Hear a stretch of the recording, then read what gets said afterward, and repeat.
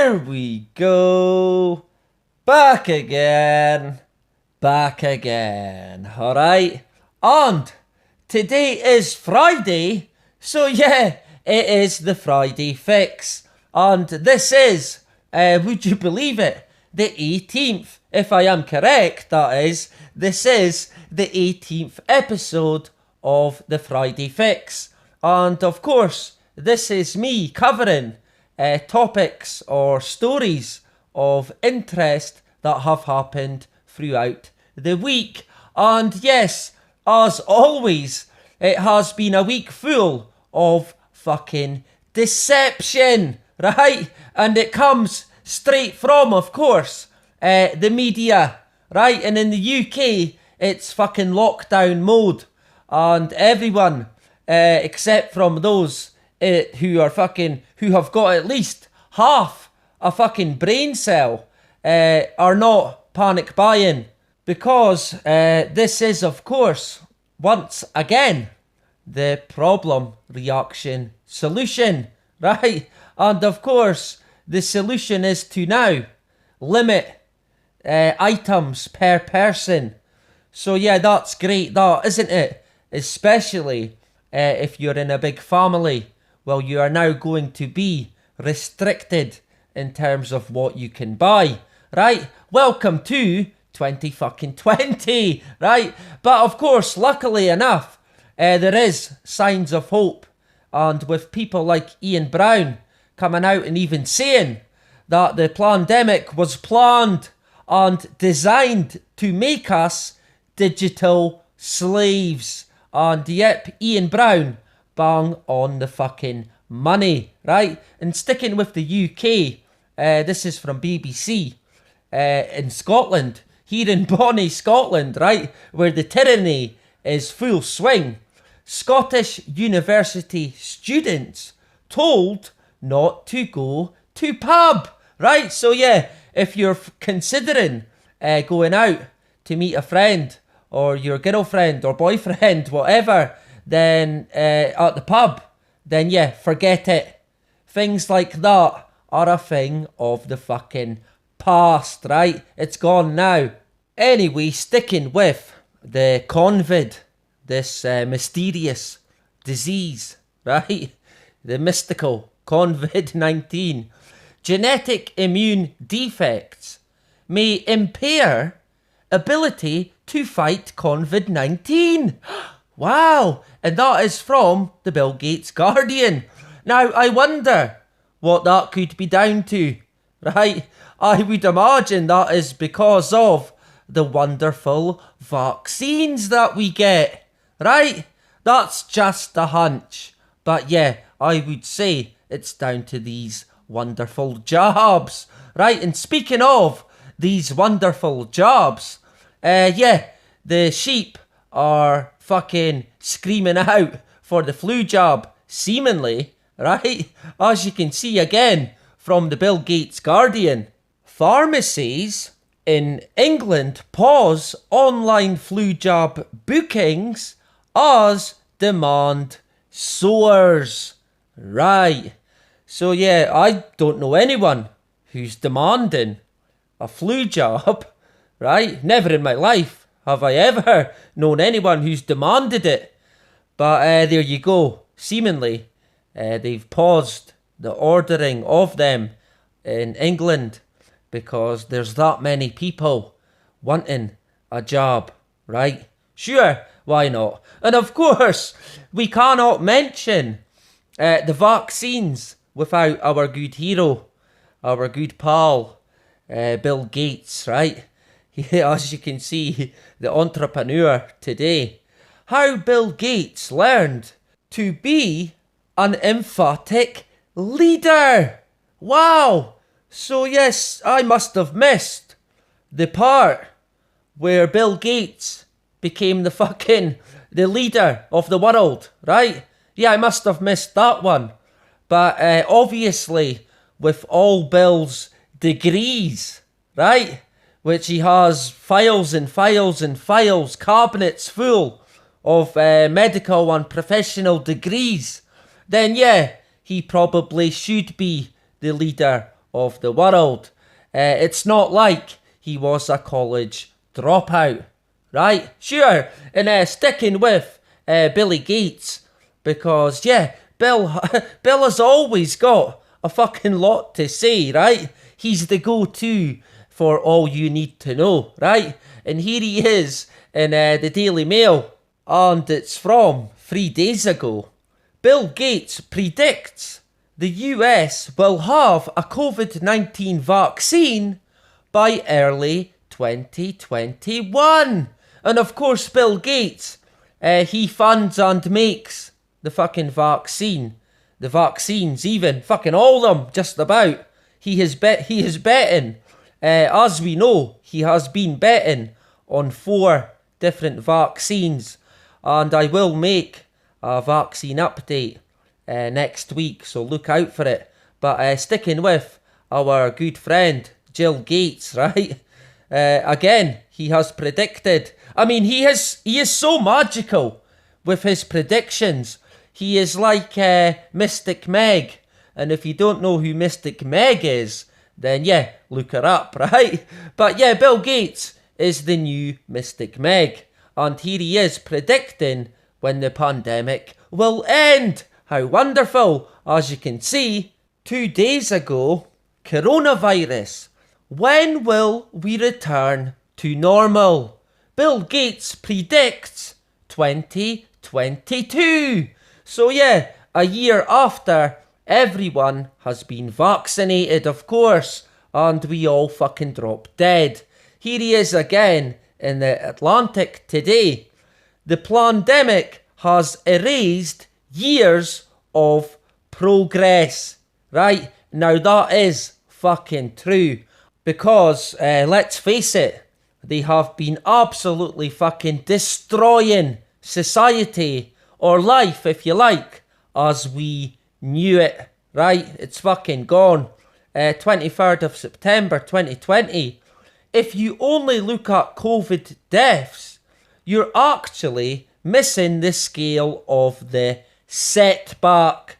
Yeah, because there have been fucking none, if any, COVID deaths. But the real setbacks and the real fucking pandemics, well, yes, they have erased years of fucking progress that humanity has made, and it has been ripped apart by the Rockefellers and Bill fucking Gates. And that is the fucking truth, let's face it. Anyway, we'll move on from Bill Gates for the time being. But yeah, he will be back. Or she, if you like. That is for sure. But sticking with COVID, I seen this again, the Bill Gates Guardian today. Coronavirus continuing to mutate, study finds. So that'll put any vaccine out the fucking window then, won't it? Because it will have mutated. Ain't that a surprise? They'll have to make another one, right? And yeah, Bill Gates will be rubbing his fucking hands. So yeah, we'll leave Bill Gates there and the COVID or Convid. We will leave it there for the time being. But yeah, fear not, it will be back. That is for sure. And this image here, I would imagine that everyone knows what's coming up when they see this image, because they have indoctrinated it into people's minds that when they see this image of the polar bear looking for his breakfast, or a fucking salmon if you like, then they instantly think of the melting of the ice, right, and the global warming agenda, or the global warming hoax if you like. Now, no one denies that the climate changes. What people are denying or questioning, if you like, is how and why it is fucking changing, right? No one is denying that the climate changes, because yeah, it fucking does. But what we want to question is the reasoning it's fucking changing. Alright, just to put that straight. But yeah, as you can see, the Bill Gates Guardian, melting Antarctic ice will raise sea level by 2.5 meters, even if Paris climate goals are met.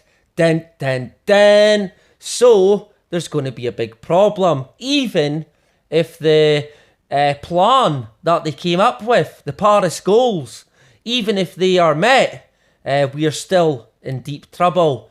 And Science Alert have been in on the act as well. And it says rising temperatures are pushing Antarctica past point of no return. Right, so that's obviously a very, very, very, very, very big problem. Right, of course, because the sea levels keep rising. And yeah, we don't want to be living underwater now, do we? Or do we? Anyway, I am sure that they have a solution or a plan, if you like. Because yeah, as always, problem, reaction, solution. So what sort of solution have they got waiting in the wings? I wonder if they've even got one. Well, yeah, they fucking have. Of course they have. And as you can see, one day ago, from our good friends at the BBC, the daring plan to save the Antarctic ice with glass. Right. So what's this then, right?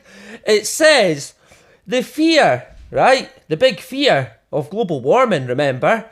The fear that action to combat climate change has been too slow has led to some scientists to test unconventional methods to stem the loss of Antarctic sea ice, or Arctic sea ice even, right? So yeah, good.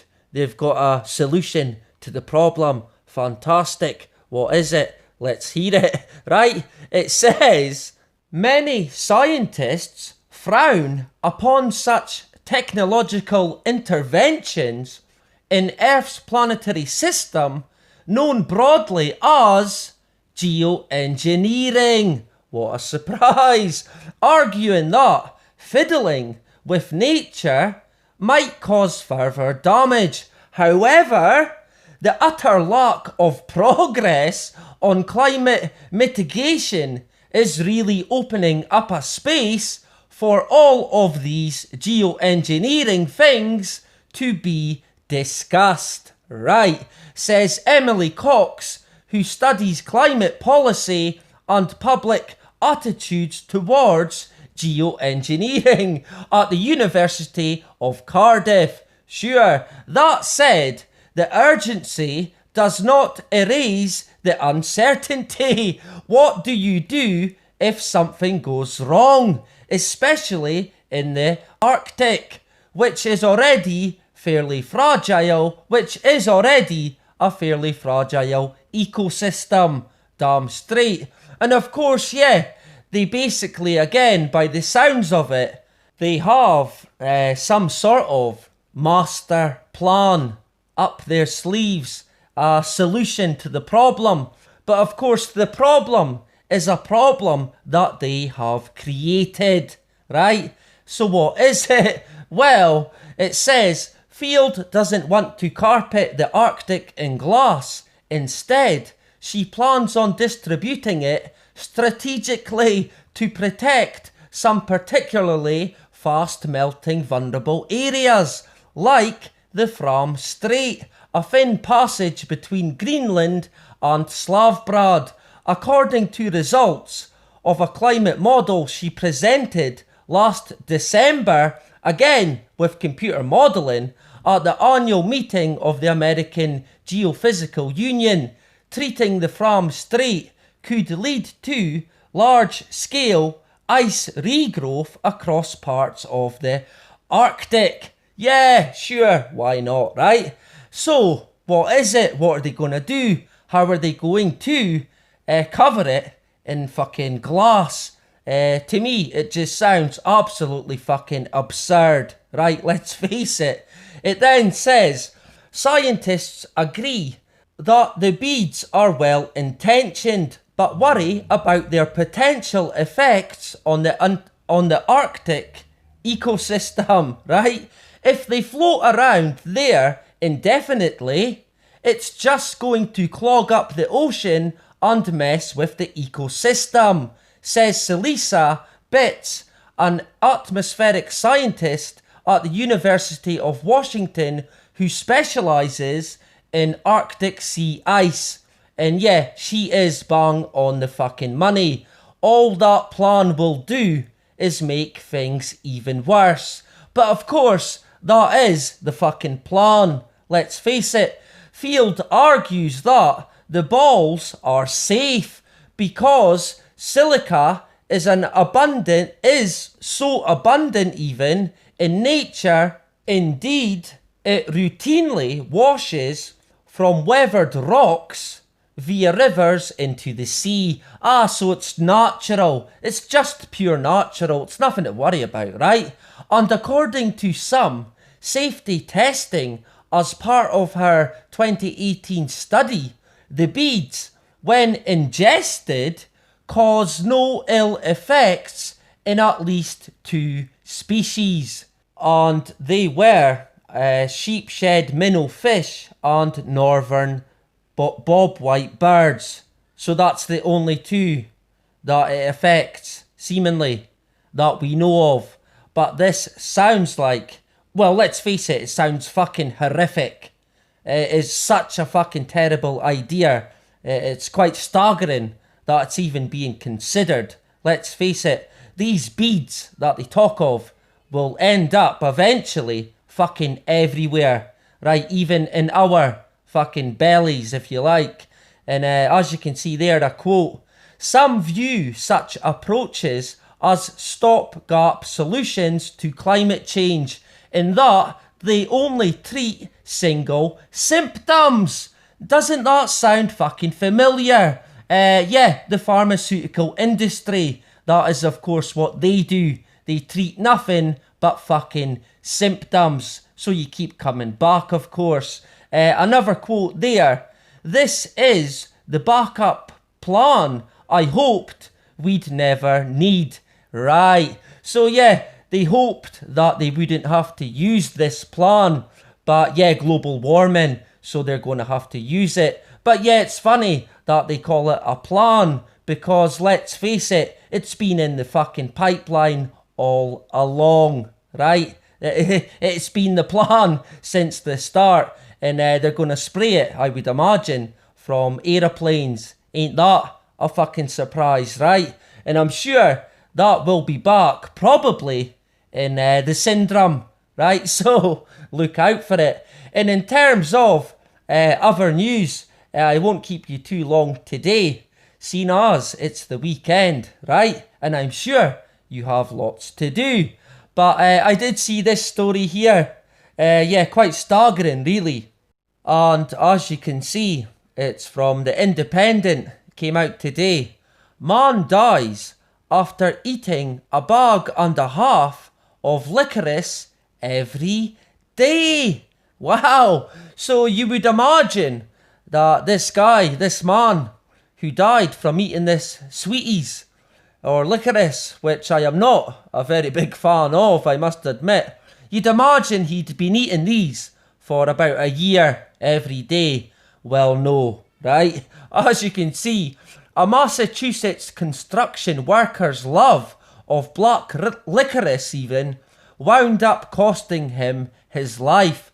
Eating a bag and a half every day for a few weeks threw his nutrients out of whack and caused the 54-year-old man's heart to stop, doctors reported on Wednesday.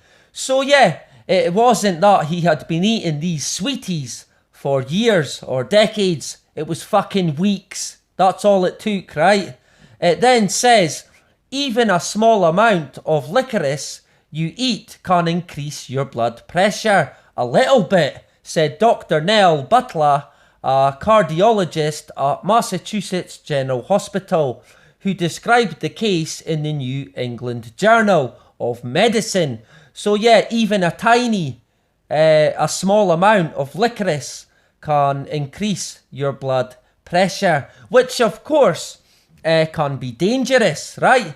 But it's not the licorice that is the problem here, right? What's the real fucking problem?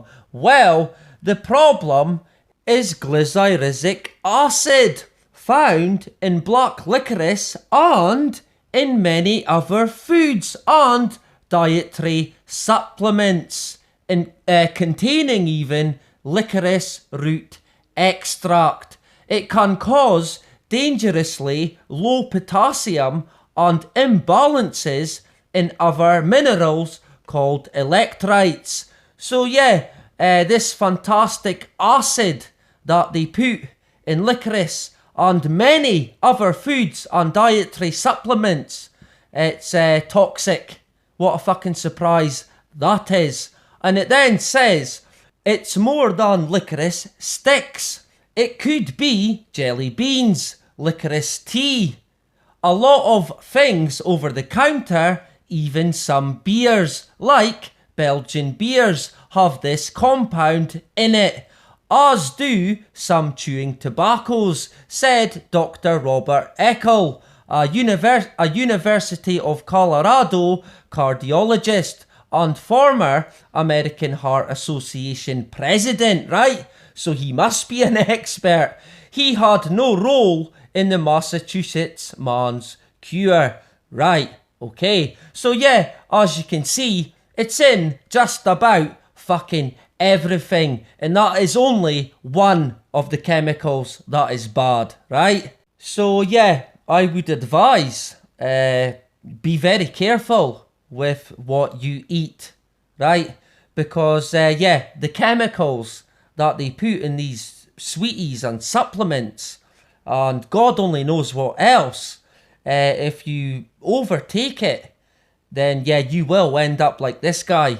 And he probably was quite a healthy man, but that would make no difference. He's basically overdosed on fucking licorice. So there you go. And yeah, that is it for this week's Friday Fix. I will be back again tomorrow, actually, with the None Previously Thought syndrome. Because yeah, like always, the deception, it does not go away. Alright? So yeah, enjoy your weekend, and that is about it. Bye bye.